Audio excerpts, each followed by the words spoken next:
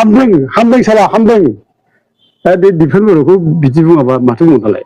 दिफेन बर'आ सेलथाइमारा बियो एबसुनि प्रेसिडेन्टआव थानाय समाव गोबां माखासेखिनि जातिनि बेरेखा खामानि मावबोदों। बेबायदि माखासेखिनि दावराव देख्रेब नार्जारि बिथांनि खुगानिफ्राय आं भिडिअ होनो थांगासिनो दं। आं स्पेसियेलि गोसो जानानै बाथ्रा बुंनाय नङा दे रायजो राजाफोर, नोंथांमोना नायबिजिर भिडिअखौ जोबजासे नायजोब, सोरनि फारसेथिं सैथोथि सानो, बिथांनि बाथ्रा बुंनायाव बेसेबांथि जुक्ति गोनां सानो आरो लोगोसे दिफेन बर' बिथांनि मावबोनाय खामानिफोरनि सायाव बेसेबांखिनि गोनांथि गोनां होननानै साननानै लायो। नोंथांमोना जोबजासे नाय, बिनि सायावसो कमेन्ट खालाम।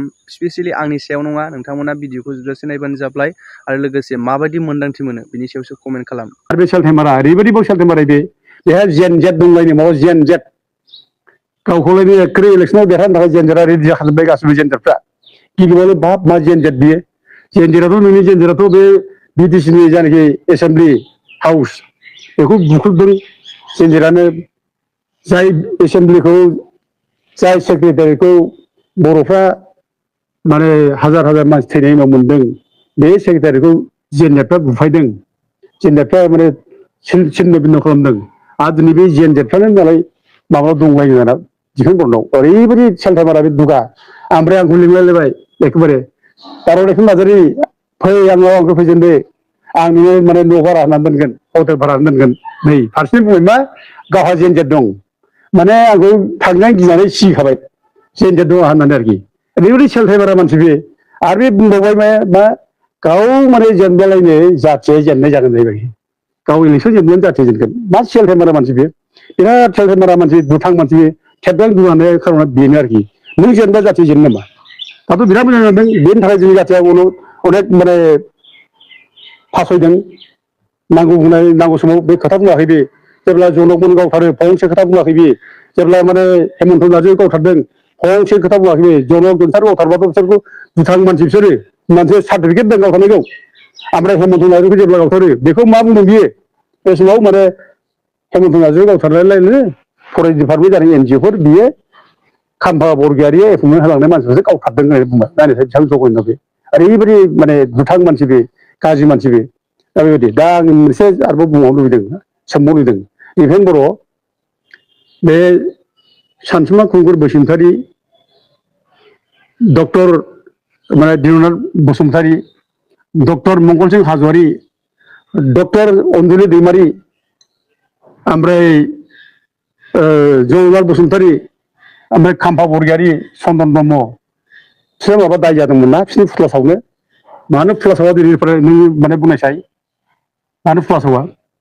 बे बिटिसिनि गोहोखौ जोबजा गिनानै बिसोरो गामि दानख'नाङा होनना बुंदों।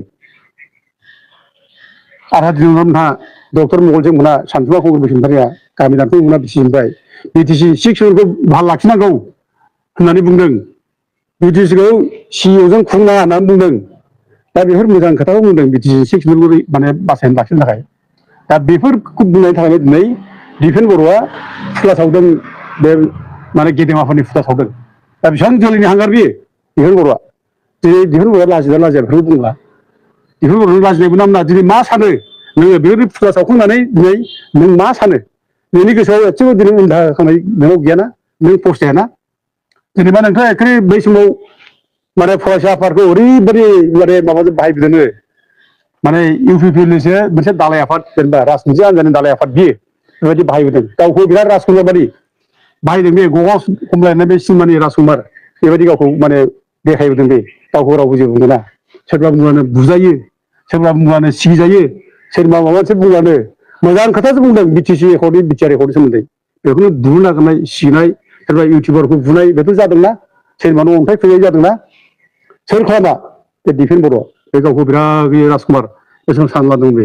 दिनै जोंखौबो नै दावराव देख्रेब नार्जारि, बड'लेण्ड सुरक्षा मन्थ्रिनि दावराव देख्रेब नार्जारिखौ, ओमफ्राय जोंनि बड'लेण्ड सुरक्षा मन्थ्रिनि सेक्रेटारि जयन्त बर', ओमफ्राय रावखुंगुर बसुमतारि, ओमफ्राय आदा जनरलाल बसुमतारि, बिसोरखौबो बे एबसुनि मानसिया दिफेन बर'नि थुननायाव दिफेन बर'आनो केस होदों जोंखौ।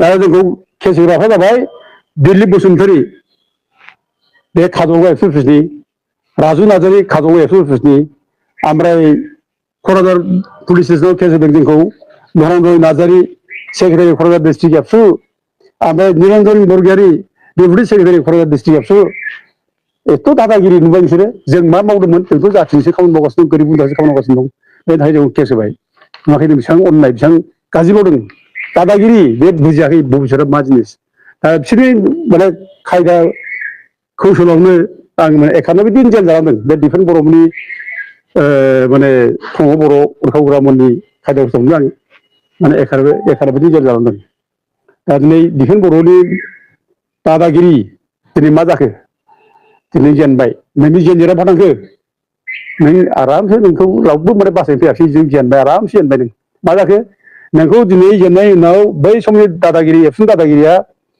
थालिया बयबो मिथिगौ दा नोंहा जेबो गैला दा नोंखौ सैमाबाबो सोङा सैमाबो लामा हगारा बे अबस्थायाव फैबाय दिफेना आरो मा जाहैबावगोनथाय उनाव बे बुजियाखै बे